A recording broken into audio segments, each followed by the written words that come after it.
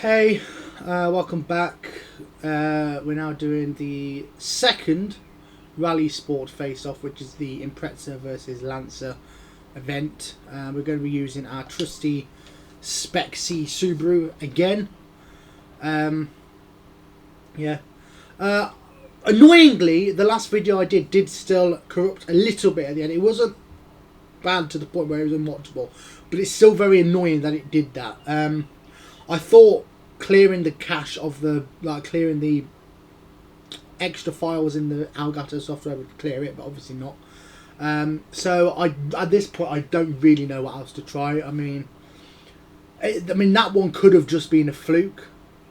It could have just been corrupted because I don't know, something else was dodgy, but I don't know. We'll see.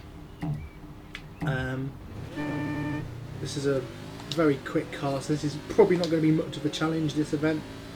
On one of my best tracks, first racetrack I ever went to, and the only British track in this game. In fact, it might have been the only British track in the first three games. The first game that had another British track was Motorsport 4, which added the Top Gear track. Yeah, I think for the first three games this was actually the only British track, because Brands Hatch wasn't added until Motorsport 6, I think. Yeah, it wasn't added until Motorsport 6. So until then, Silverstone and Top Gear were the only British tracks in Forza, and actually to this day I think they still are. I don't think any other British tracks have been added, which is weird considering they've added a lot of BTCC cars, which is obviously the British Touring Car Championship. You'd think by adding those cars, logically they would add the tracks from the series, but yeah, I don't know. Oh crap, that was a mistake. But yeah, I mean, there are some really good British racetracks. I mean, you've got Snetterton, Croft, Alton Park, Donington. Donington has been in quite a few games, so I don't understand why it hasn't been in Forza yet. I mean, Assetto Corsa has got Donington. They've just added it to Evo, and it was in Competition as well. Competition also had Snetterton. So yeah, I don't understand why Project Cars had most of them. I think the only one Project Cars didn't have was Croft, but it did have Cadwell Park, which in my opinion is very similar to Croft. It looks pretty similar, like the layout is quite similar. I mean, it's not at all. It's very different to drive on, but a quick glance of the outline of the map, you would think, oh, they're very similar, but then they're not really. But let's we started doing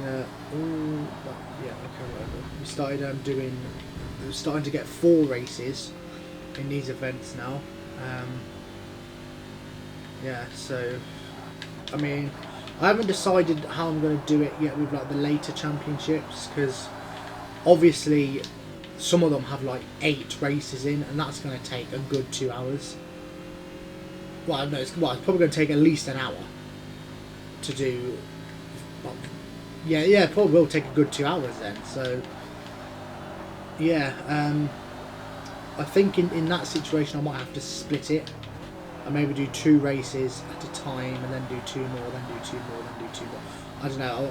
I'll figure it out. I mean, at the minute I don't need to do that, because even though there's 4 races, the races are relatively short. So each championship is like 20 minutes max, which is a fine length for a video. I think if it's longer than half an hour,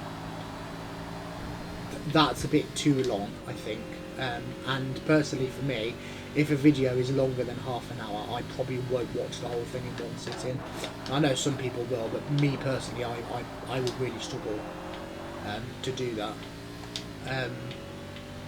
So yeah, I mean, obviously live streams are an exception, but yeah,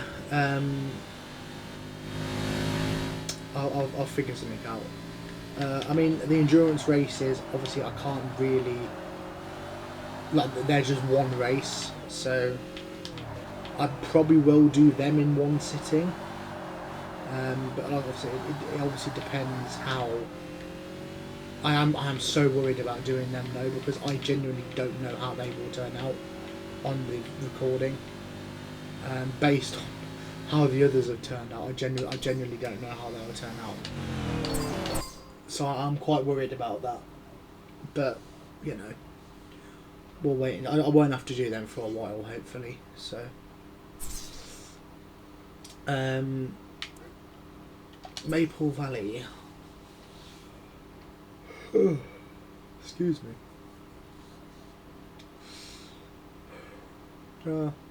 Not much has happened since I last recorded. I mean, it's only been like 4 days since I last recorded. Yeah, I don't really know what to talk about. I mean, we're playing a game. The races are pretty easy at this stage, so I feel like personally the endurance races especially will be a lot more interesting because there is actual strategy involved in them. It's not just racing. Because like, you know, you have to pit at the right time, but you still have to be quick as well, because if you're not quick, then it doesn't matter when you do your pit stop, you're still going to be last.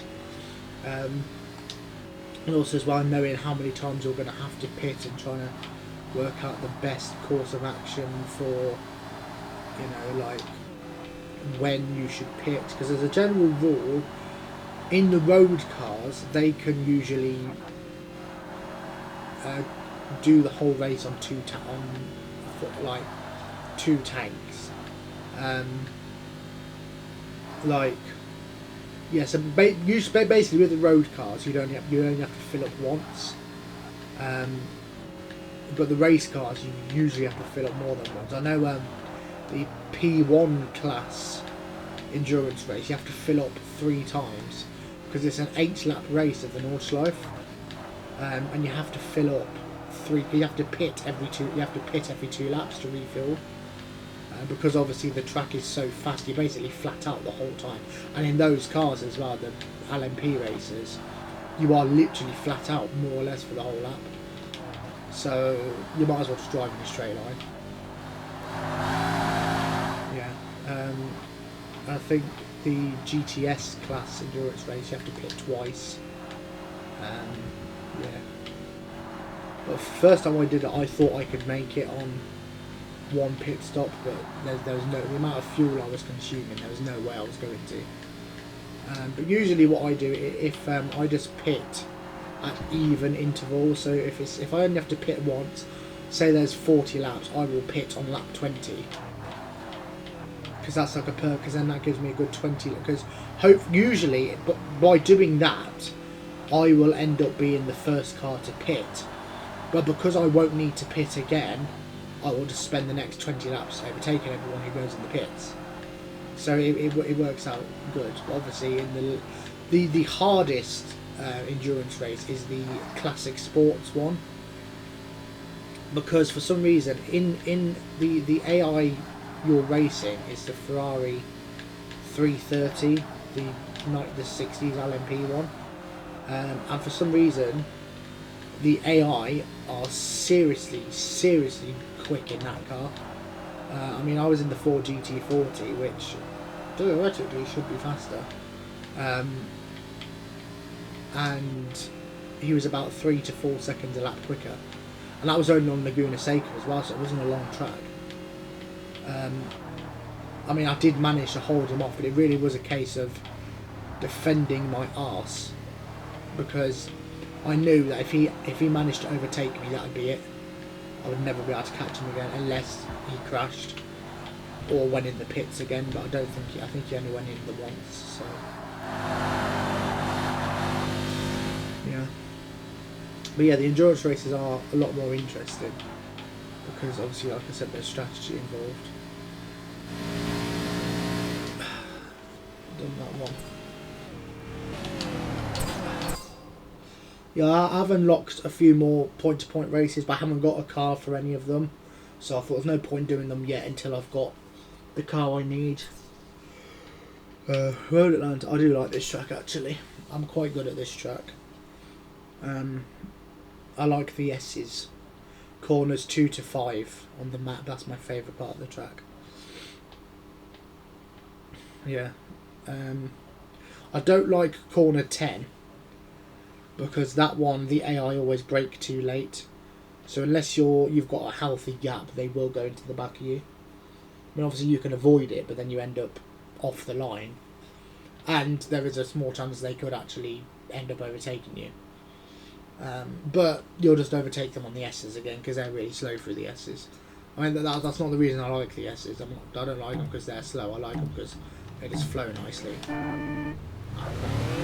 a terrible start. I wasn't accelerating.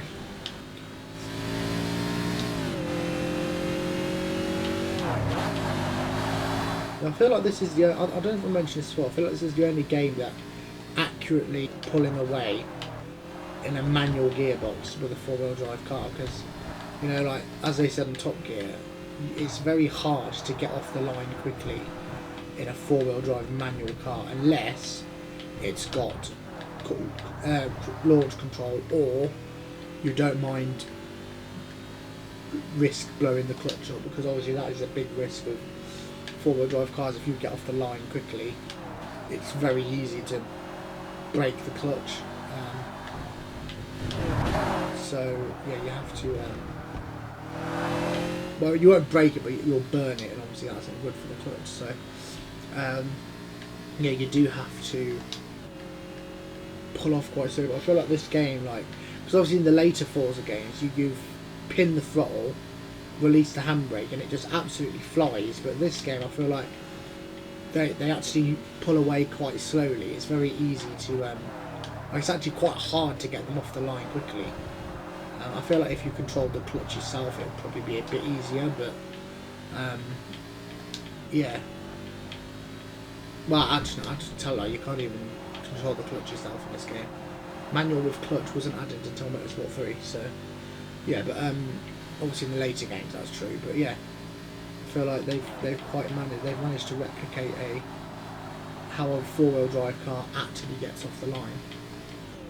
Well, a four-wheel drive manual car, I should add, because a dual clutch can get off much quicker.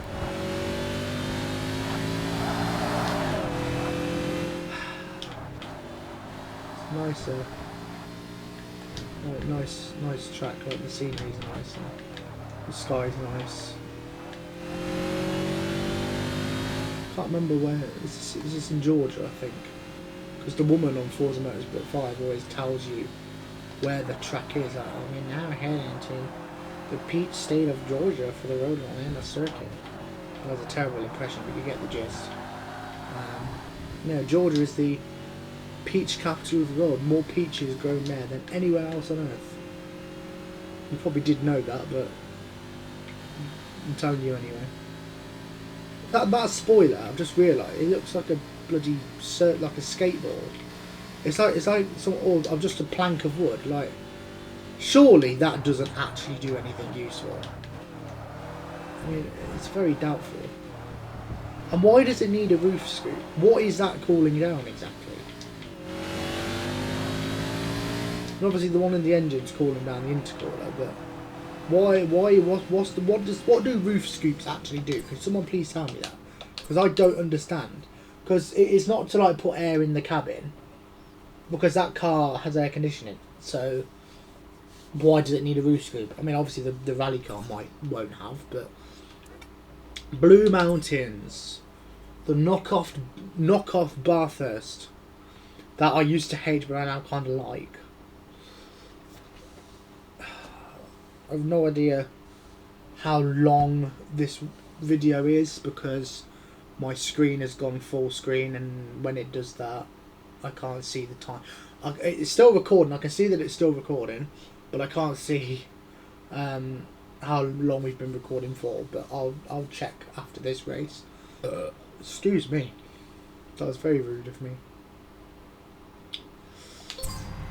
Right, let's just get this over and done with.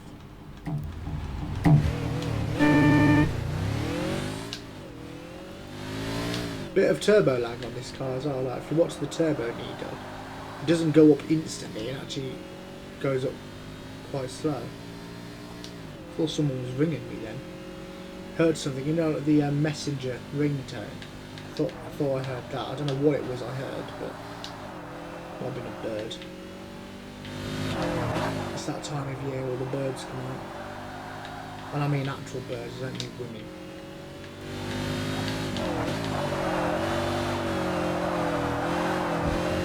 Oh, that was close.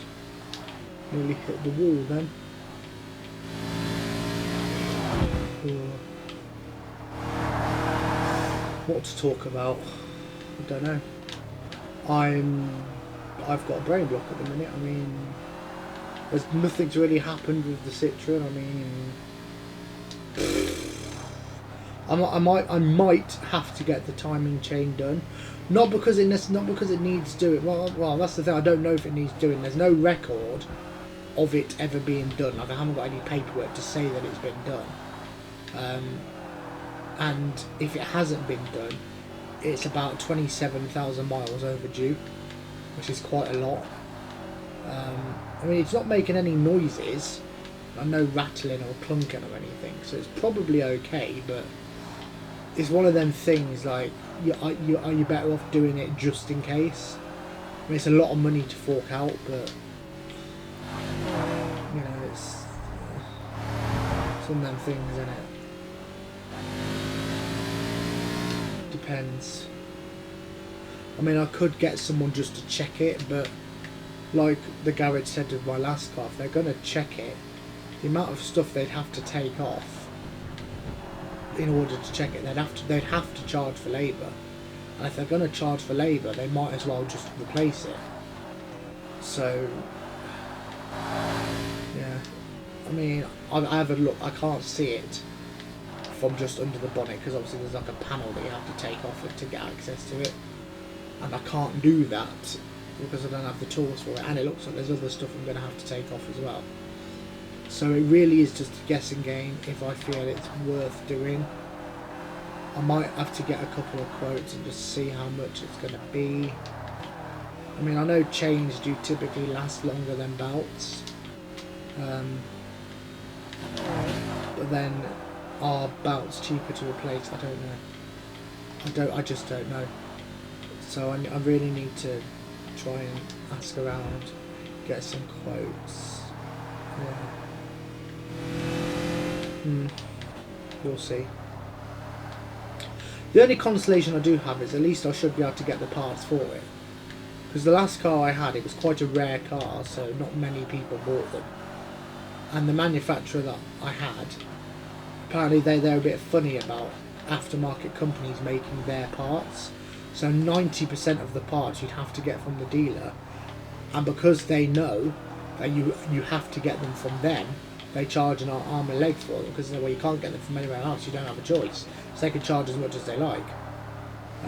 They don't have any competition, and that was a real pain. But the manufacturer I've got now is a more mainstream car and manufacturer, so hopefully, and because of the platform it's on, it shares a lot of parts with a lot of other cars, so I don't think I'll have a problem getting parts for it, especially the engine, because I think it's a Ford engine, and Fords are absolutely everywhere in the UK. I mean, I think the Ford Focus is actually one of the best-selling cars, if not the best-selling car in the UK of all time.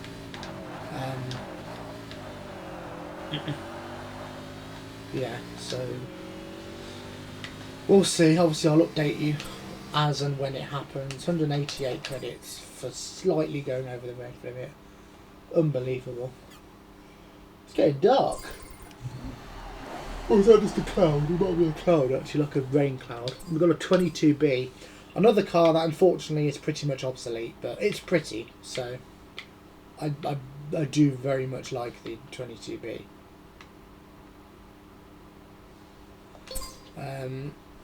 Yes, iconic car, obviously. And I had the 2.2 litre engine instead of the 2 litre that was in the standard Impreza. So yeah, we're going to leave it there. I'm going to see which of these championships I can do, and then obviously we'll do that in the next video. If you like the video, subscribe, it would really help me out, and like the video. Comment, I'm happy with comments. If you want to ask anything,